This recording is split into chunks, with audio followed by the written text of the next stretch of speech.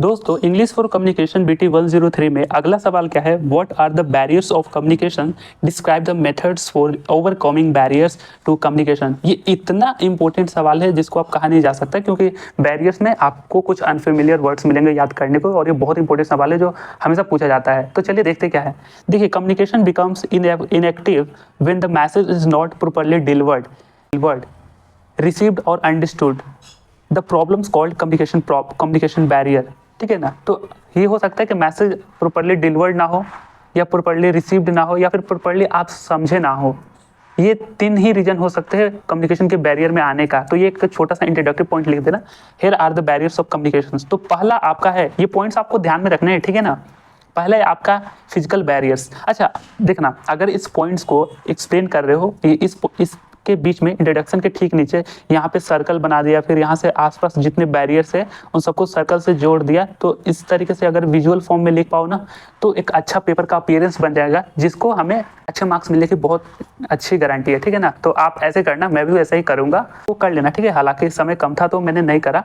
तो physical barriers में देखिए, दीज आर एनवायरमेंटल ऑब्स्टेकल्स, जो इन्वायरमेंट में जो ऑब्स्टेकल्स से बाधाएं हैं, दैट डिसरप्ट द कम्युनिकेशन, जैसे कि नॉइज, डिस्टेंस, पुअर लाइटिंग हो गया, फिर टेक्निकल इशू हो गए। ठीक है ना। तो ये सारे क्या है, एनवायरमेंटल ऑब्स्टेकल हो सकते हैं फिजिकल बैरियर में।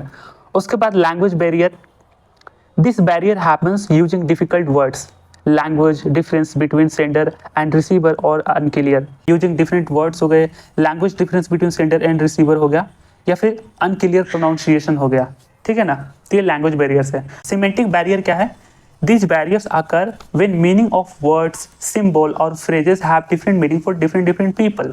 तो सिमेंटिंग में क्या हो गया, आपकी जो बातें हैं, आपके जो सिम्बॉल्स है, जो आप सिम्बॉल्स यूज कर रहे हैं, जो फ्रेजेस यूज कर रहे हैं, सिम्बॉल्स मतलब कि जो नॉन वर्बल कम्युनिकेशन में आता है, मीनिंग फॉर डिफरेंट पीपल, उसकी मीनिंग डिफरेंट पीपल्स के में डिफरेंट हो जाती है, डिफरेंट पीपल के लिए। यूजिंग टेक्निकल टर्म्स और कॉम्प्लेक्स टर्म्स, जाहिर सी बात है, can miss understanding the receiver. तो ठीक है, सिमेंटिक बैरियर में ये आता है। जैसे कि मैं आपको 2 वर्ड बोलता हूँ, अपना कमेंट बॉक्स में 2 सिमेंटिक बैरियर वाले वर्ड्स का नाम बताना। एक तो मैं आपका बताता हूँ RAM, RAM, random access memory, और दूसरा होता है आपका मिनट या फिर माइन्यूट।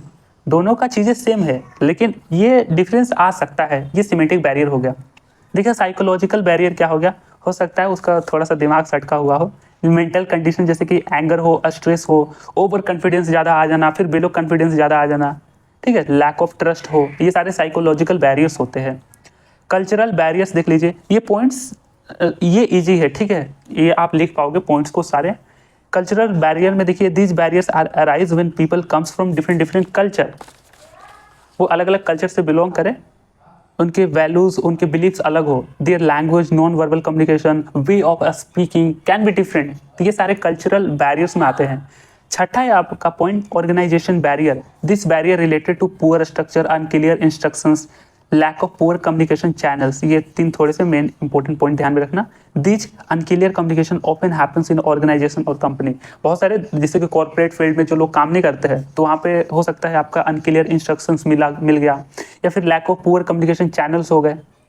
ठीक है, या फिर पुअर स्ट्रक्चर, या पुअर स्ट्रक्चर ही हो, मतलब कि लोग का ही वैसे कुछ एक अच्छा बैकग्राउंड ना हो, तो वो हमें ऑर्गेनाइजेशन बैरियर को अकर करता है। ठीक है ना। Methods for overcoming communication barrier, तो इसके क्या क्या है ये भी आप लिख पाओगे।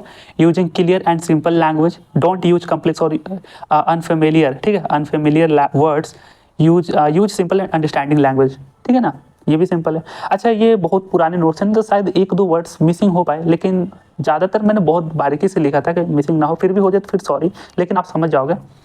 स्टार्ट्स लिसनिंग एक्टिवली, जाहिर सी बात है, focus carefully what others are saying and avoid distraction. तीसरा हो सकता है culture and audience awareness, understand the background knowledge level culture of your audience. उनके कल्चर मतलब सारी चीज़ें आप अपने ऑडियंस के समझे, उसके बैकग्राउंड क्या है, नॉलेज क्या है, कल्चर क्या है, वे ऑफ स्पीकिंग कैसी है, वो सारी चीज़ों को आप समझे। यूज प्रॉपर मीडियम, हाँ, चूज प्रॉपर कम्युनिकेशन मीडियम, जैसे कि ईमेल हो गया, फ़ोन कॉल हो गया, या फिर फेस टू फेस। जैसे कि पूर कनेक्शन है तो व्हाट्सएप कॉल से ना बात करके आप नॉर्मल कॉल से बात कर लो। ठीक है ना। उसके बाद है गिव एंड इनकरेज फीडबैक, आप हमेशा फीडबैक दो, और फीडबैक के लिए इनकरेज भी करो लोगों को, ताकि समझ में आएगा आप एक ऐसे पर्सनालिटी हो जो अपनी बातों को क्लियर तरीके से अंडरस्टैंडेबल फॉर्मेट में डिलीवर कर पा रहे हो, ठीक है ना। Ask question to confirm understanding, try to avoid confusion. तो देखना यहाँ तक हमने 5 बैरियर्स देखे किस तरीके से ओवरकम करेंगे। उसके बाद 6, 7, 8 ये ध्यान में रखना, use proper body language, avoid information overload, create a friendly environment. ये सारे कुछ युक्तियाँ हैं जो बैरियर्स जो आते हैं ना कम्युनिकेशन में, उनको दूर करती हैं। तो ये भी बहुत ही सिंपल सवाल रहा, ठीक है।